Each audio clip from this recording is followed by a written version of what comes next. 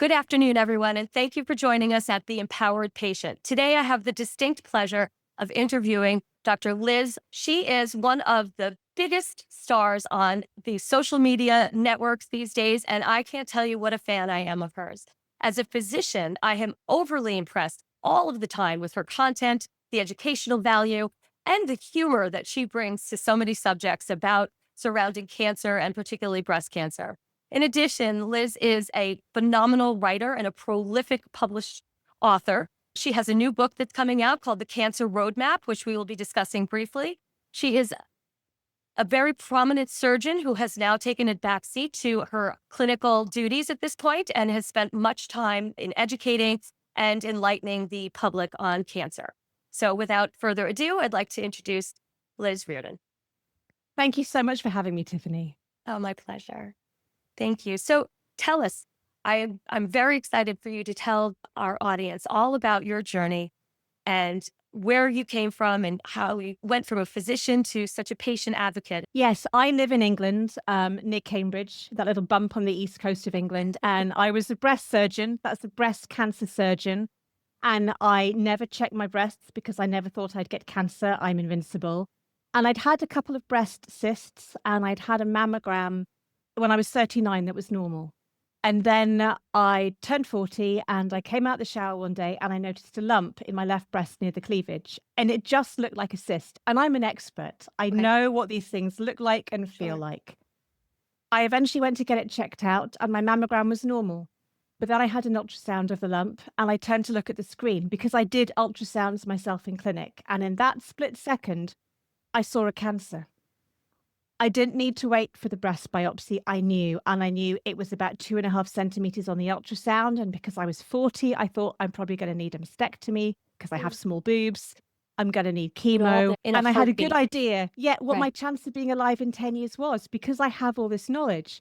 And my consultant came in and she's a woman who trained me. She was a mentor and a friend. And whilst they were drawing up the anesthetic for the biopsy, she said, "Who do you want to treat you? Because I'm not sure I can." Because it's really hard treating colleagues. And that was back in 2015, almost 10 years ago. And it was the start of my triple journey with breast cancer. Triple journey.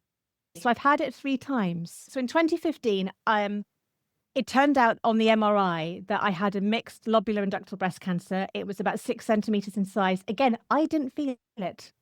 I had chemo up front, which shrunk it completely.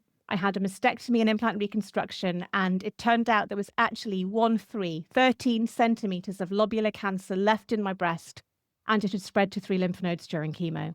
So I had radiotherapy, and I was put on, my ovaries were switched off, and everything was okay. I struggled with the side effects, and we can talk about that. And then in 2018, the radiotherapy had made my implant become like a really hard, tight capsule. It was giving me a lot of pain, and I was prepared to go flat. And I'd had a nodule of scar tissue in my armpit. And my consultant said, "Let's just scan this." And it was a 3 centimeter recurrence on my chest wall. So I had that removed. The lobular came back. Yeah. I had another round of radiotherapy. I was put on aromatase inhibitors. I had my ovaries removed and I was ticking along nicely. And then in 2023, I just finished cycling in the mountains in Italy. And it was the day before my memoir, Under the Knife, was released. I saw a red ulcer above my mastectomy scar. And that was a second local recurrence. So I'm now on treatment for life to hopefully stop me getting stage 4 disease. It's been quite a journey. It really has. My goodness.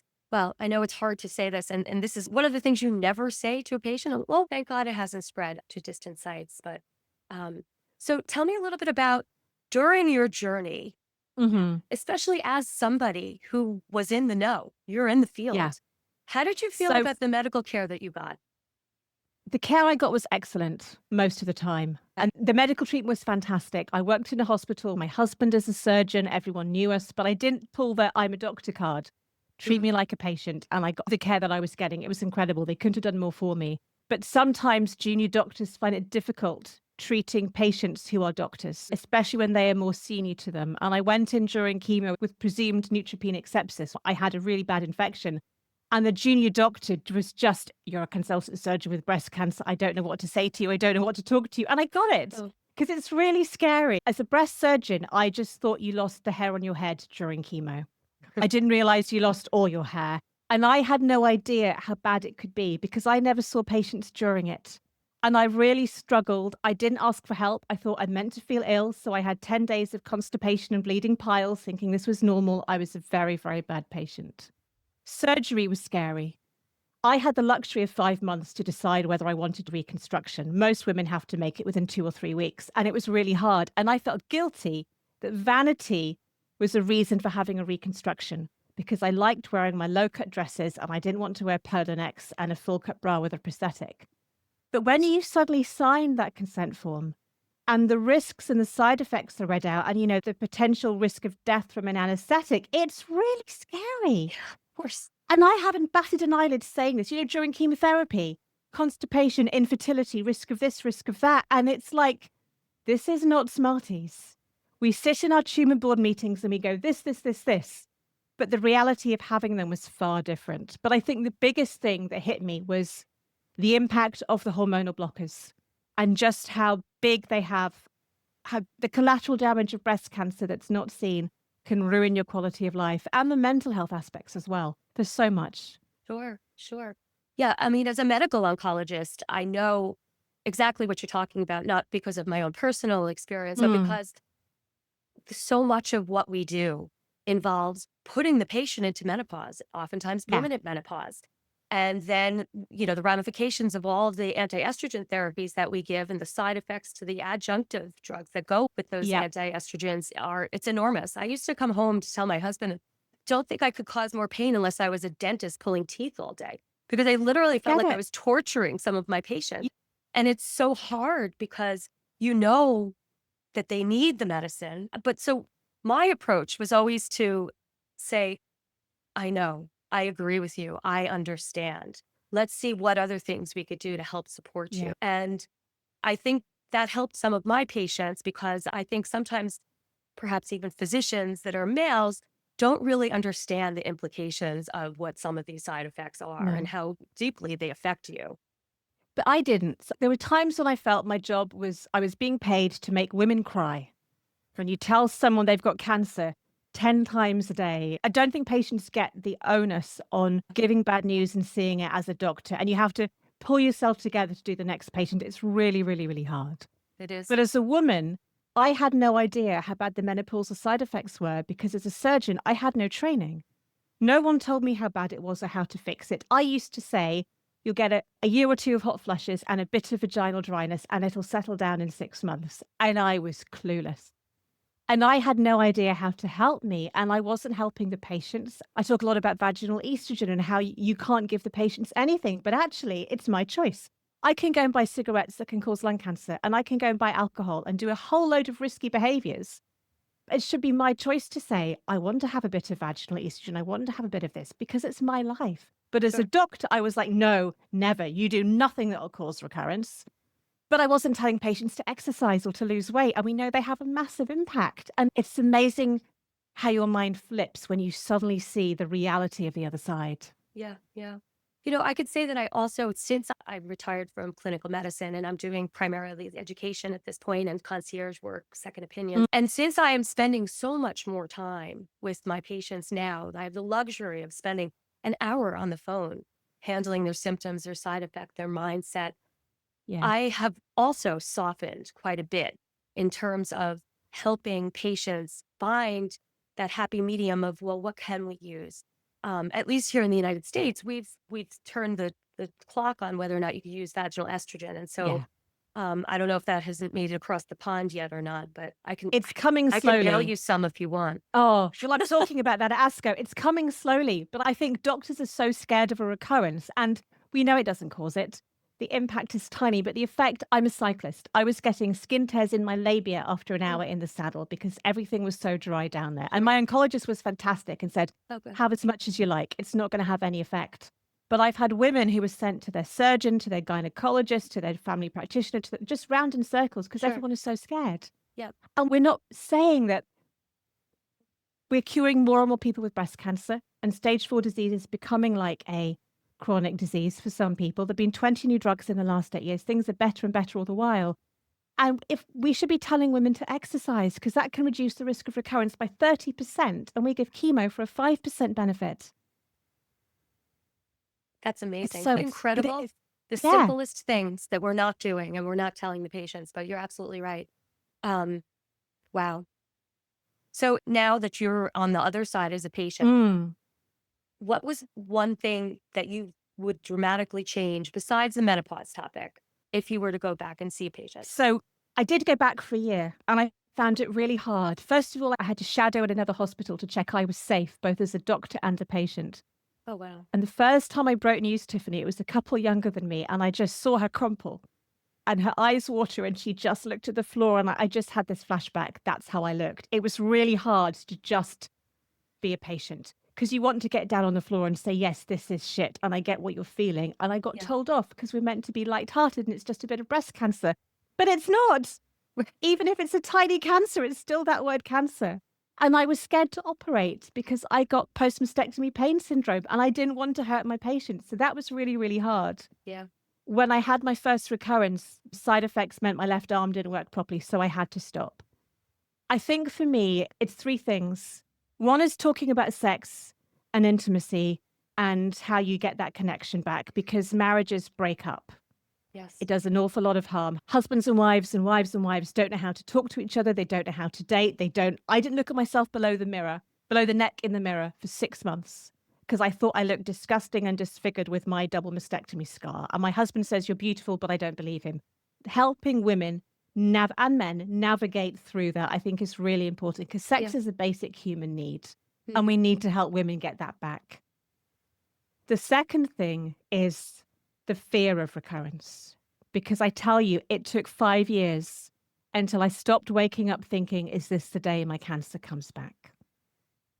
You are suddenly immersed in this space online where your friends die and you get survivor's guilt where you wish it was you with stage 4 disease, not them. And it's every day, is this a cough or a cough?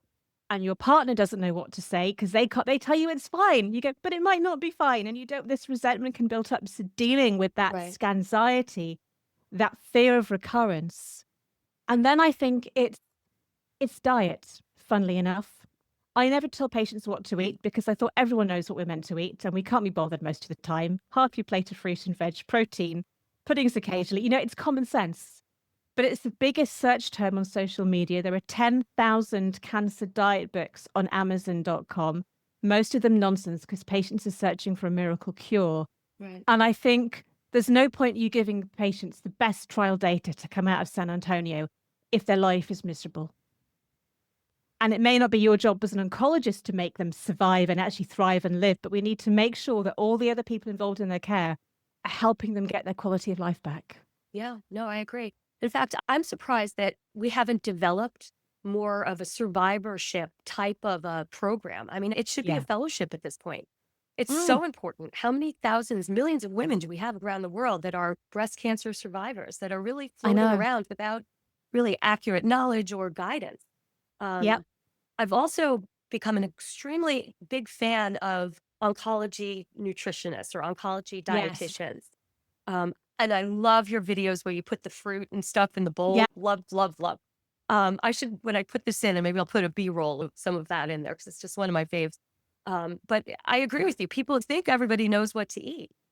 But And it's, sometimes when it it, comes down to it, they just need to have concrete direction on what they they should be do. doing.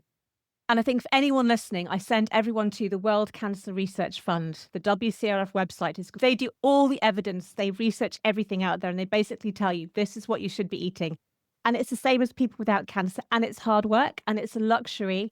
And you need time and money to be able to buy healthy food and cook it yourself. I get Yeah. that. Yeah. And in my new book, I work off this principle that there's the 3 Fs for what we should eat. 80% of our food should be fuel, and it can be fun, spicy, tasty, whatever you want. But, fruit and veg, protein, it's good, healthy, nutritious fuel. 20% is fun.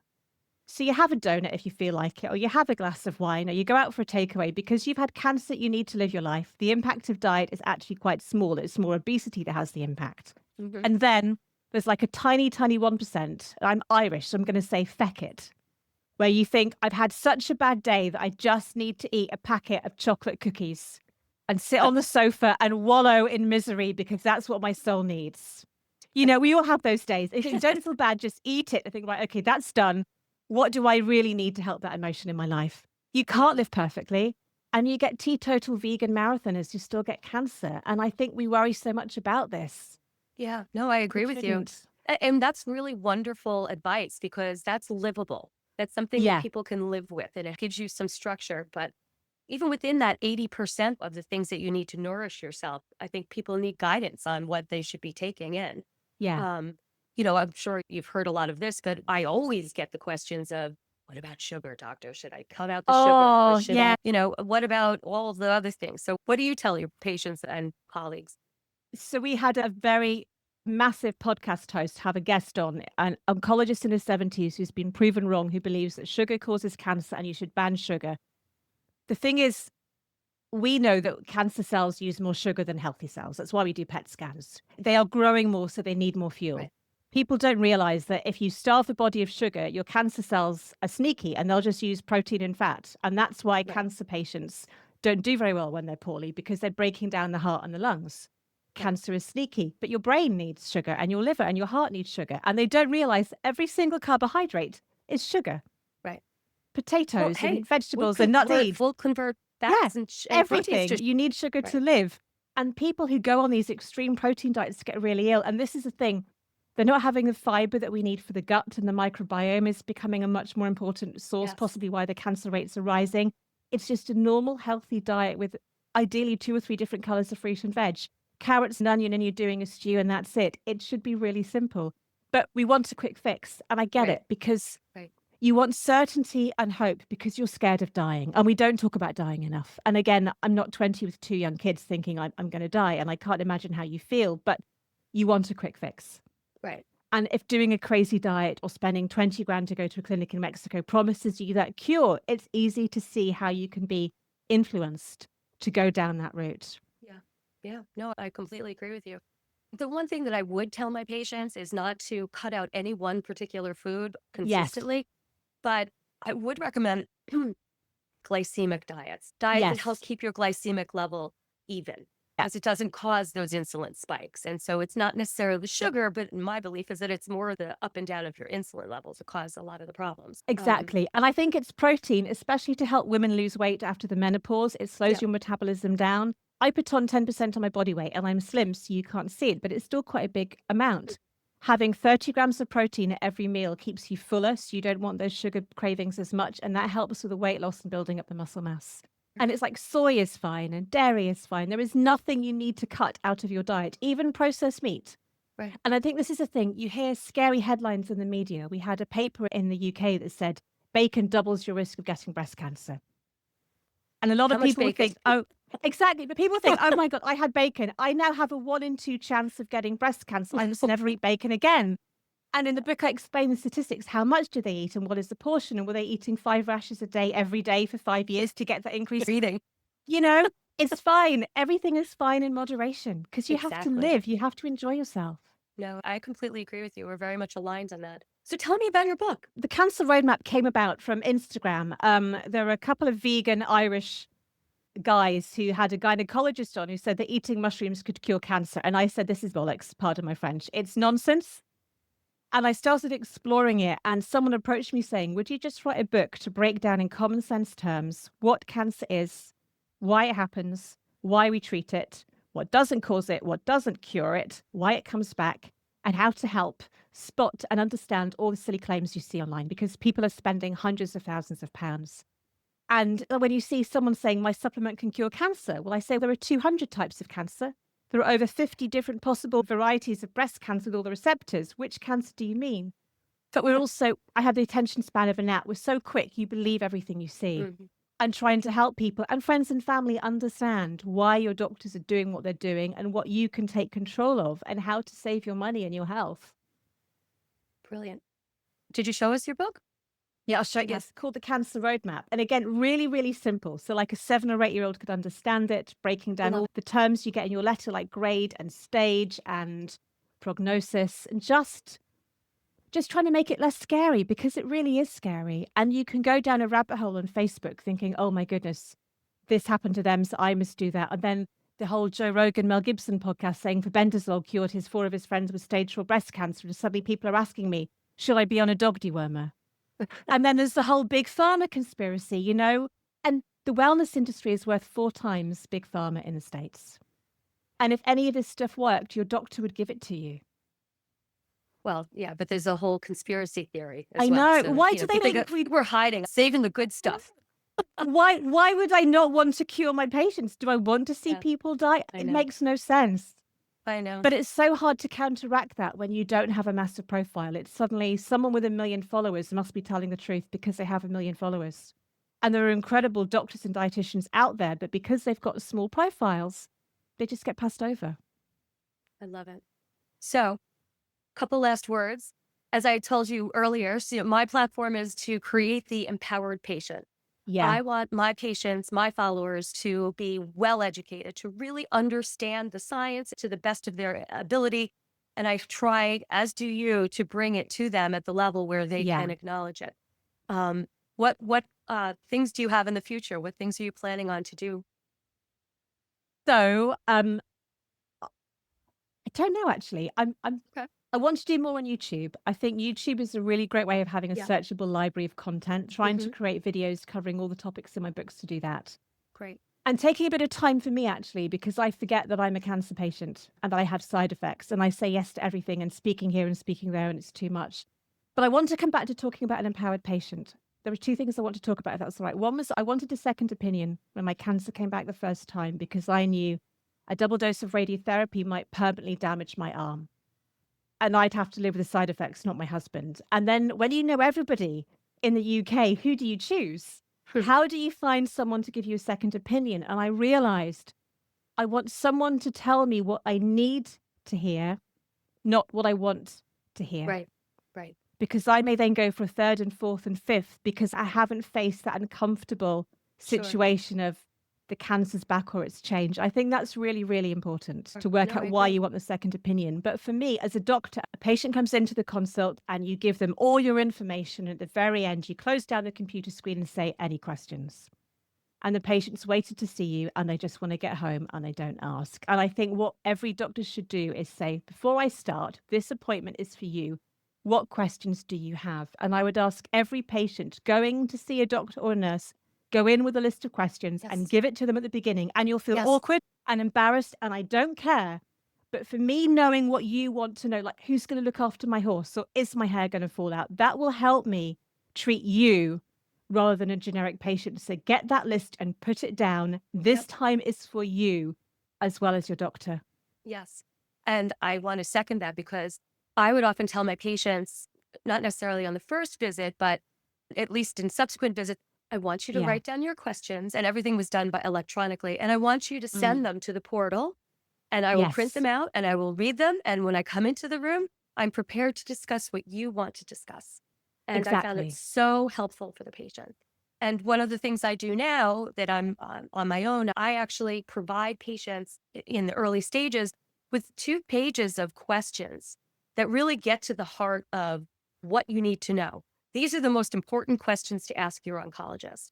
And I know that there are other lists that are out there, but I think coming from a medical oncologist, the things that I know that you need to know are on there. Also, the questions patients have asked, it may help stimulate them. It is so important Yeah, because you you often feel like things are being done to you and you have no mhm, choice and it's a roller coaster, but it should be an equal power balance. You are just as important in that room as the doctor. It is your choice. And it's hard to know what to do, especially when your doctors say, I don't know what to do. Um, but you do have a right to be in that room and to ask those questions. And you're mhm. never alone. There's always someone you can ask for help. True. What was your second point you wanted to bring up? I think it was that the second? The first was about second opinions Yes. and asking the questions. And I'd Yeah. say find your tribe. There are Mm, so many different forums and different networks. And if you can find people like breastcancer.org of people going through chemo in January, sure. find people who get it because my husband didn't understand it. He didn't understand the crazy thoughts that were in my head. So a friend of mine said she was glad the day she got stage 4 cancer because she could stop waiting for it to happen. And I understood it because a good news of a scan being normal is almost bad because you think, I've got to wait for this to happen again. And having people you can talk and bounce and share Sure. those cancer thoughts with means you can kind of debunk it and go back to your family. And also therapy.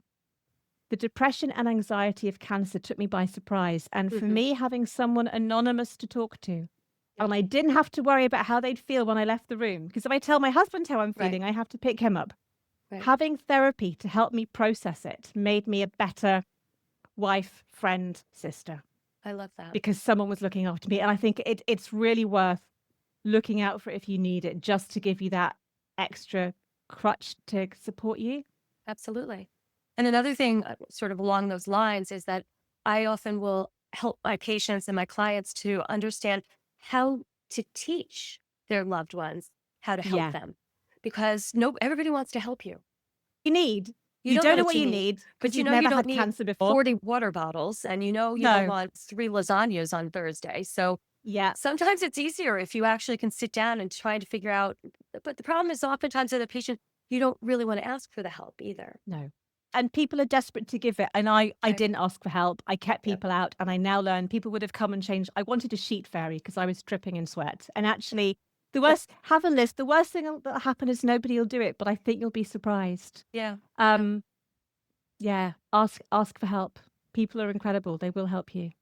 So I haven't talked to you about my book. It's still in the publishing realm at this point, How but it's exciting. called The Empowered Patient. You Come First. I love And all about teaching a patient not just how to help themselves, but how the other people help you as well. Because I've Yeah. seen it too many times that patients are, they withdraw, and we can Yeah. go into this for hours and hours, but So um, I love this. And I had a guest on my first podcast who mentioned, he called it the circle of shit, which I'm going to talk about.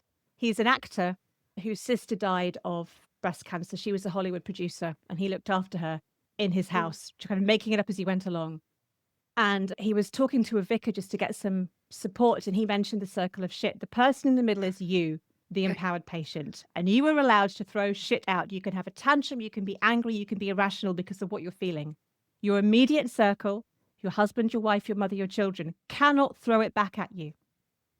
They take it and they throw right. it out to their next circle. So all the negative stuff comes from the cancer patient and goes out. Now, if you're going overboard, they may say, look, come on now. But we can't understand what they're going through, but we can protect and listen and try and help. And then we will at our friends, not back at them. Right. Because That's it a is all about choice. you. Yeah, it is. All right. I have one last question for you. Okay. Why yellow? Yellow is my favorite color, but I didn't wear Okay. it for a few years. It was my mum's favorite color. It always suited her. It never suited me before chemo because my hair was a different color. And my mum, I don't know whether listeners will know, 2 years ago, my mum had a lump on the back of her arm and it turned out to be a bone cancer. So she had her dominant right arm amputated at the age of 74. And she called herself the one-armed bandit. Sadly, it was a really aggressive osteosarcoma, and she died a few months later during chemo. But when she Oh, was dying, I said, I'm going to start wearing yellow because you're going to make me cry, because she loved yes. it. And I promised her that I would get a yellow suit made if I ever got on television with my book. And I did. And it's got her name and it's got FUCK cancer embroidered under the collar. So yellow, it brings me joy.